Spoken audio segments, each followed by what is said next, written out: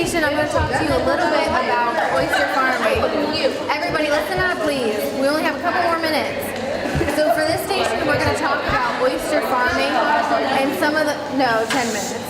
So for the oyster farming, there's a couple of different methods that you can use to farm your oysters, as well as I'll touch on some of the methods that we use out on our farm. So the first method I want to talk about is going to be the bottom culture. So the bottom culture involves having your oysters in cages, and they're going to be submerged in the water column. They're going to be directly on the bottom of the water. So you're going to be in either muddy areas, sometimes it could be a little bit rockier, sometimes it could be a little sandy. It just depends on your area. So this picture here is an example of one of the cages that they use for the bottom column. Everybody see that picture? So what do you guys notice about this cage? What do you guys see at the bottom of this cage? You guys see the metal racks here? So these metal racks are used to kind of minimize the oysters from sinking too much into the mud. So if you're in an area of water that has a bunch of really muddy bottoms, that heavy oyster cage is going to want to settle and sink into the mud over time. So those metal racks at the bottom are going to kind of prevent and slow that cage from sinking into the water too much. So it gives the oyster farmer a little bit more time to go out and pick up those cages and prevent those oysters from being covered in the mud. We don't want the oysters to be covered in the mud because then it can minimize the amount of oxygen and nutrients that they can get from the water. Sometimes you can have some die-offs associated with that. So these guys, you can all see, these watermen are trying to pick up one of their cages. They have a mechanical winch, which isn't really in this picture, but they're using it to pick up these cages because they're going to be super, super heavy. They're going to be all the way at the bottom underneath the water, so you have to pull them up from the bottom through the water and then on top to this dock or sometimes on your boat. So that's everything associated with the bottom culture. So the next method we're going to talk about is going to be the column culture. So the column culture is the method that we use out on our farm. So you guys can see in this picture there's a bunch of different cages and markers out here designating where exactly all the cages are out in the water. So if you were standing looking out on our farm, we have a series of 8 different lines with a whole bunch of cages out submerged in the water. Now these cages aren't going to be on the bottom like the bottom culture. They're going to be somewhere in the middle, kind of suspended in the water column. It can be anywhere between 10 to 15 feet or even deeper if you're offshore a little bit more. So these guys, again, this is what we have out on our farm. We have a series of 8 different lines with a whole bunch of cages per line, and each cage can hold anywhere between 300 to 600 oysters. So we have a bunch of oysters out on our farm. So the last method I want to talk to you guys about is going to be the floating culture. So for this method, you guys can see in this picture, they're all really close to the surface of the water. They're going to be pretty close to shore. It's going to be pretty shallow. There's not a whole lot of water for these guys, but they have just enough to be able to filter their nutrients and get all that oxygen that they need. So this cage in front of you is an example of one of the cages that they use for the floating culture. So these side panels here open up just like this. So then your oysters are going to go in here. You're going to fill those up and you're going to close them again. So this whole chamber, each 3 of these are going to be filled with the oysters. We put them in ourselves. So once we fill the oysters, then these containers are going to be filled with air. It's going to help the cages float on top of the water.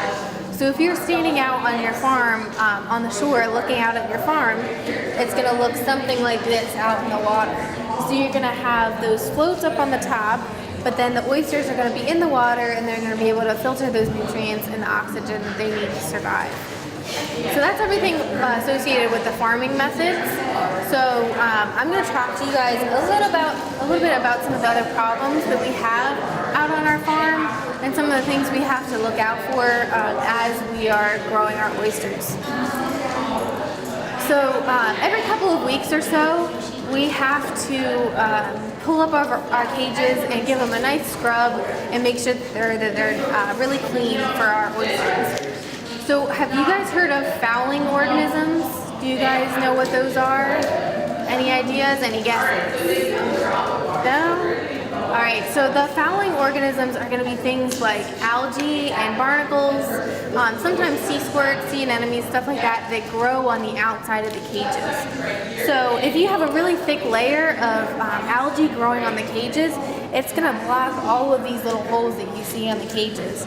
And we want to make sure that enough water flow goes through the cages for the oysters to be able to get those nutrients and the oxygen that they need. So again, that's one of the things we have to do every couple of weeks or so, just to make sure the cages are nice and clean for the oysters to prevent some die-offs.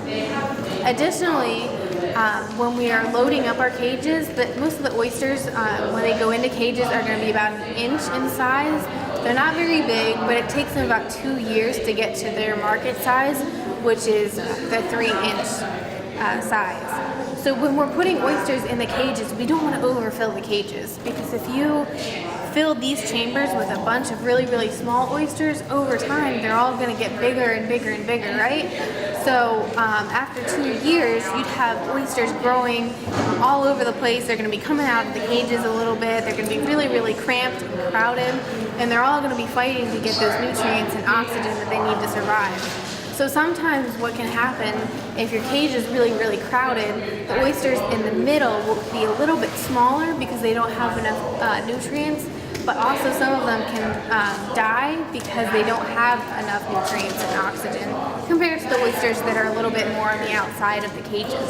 So every once in a while when we're picking up cages, we tend to sort them a little bit, make sure all the oysters are about the same size. We'll put the bigger ones and the smaller ones in another cage with smaller oysters, just so everybody has enough space and continue growing. So those are a couple more problems that we have out on our farm. That's all I have for you guys. Do you have any questions for me? Yes. Each row. I'm not sure about this guy. Our cages that we have are a little bit bigger. They're more like metal racks. So we can generally fit between 300 oysters for each rack, and we can also stack the cages. So we have one rack of 300 and then another rack of 300. So we can have upwards of 600 oysters per cage, and we have anywhere between 500 to 600 cages out on our farm. Yes?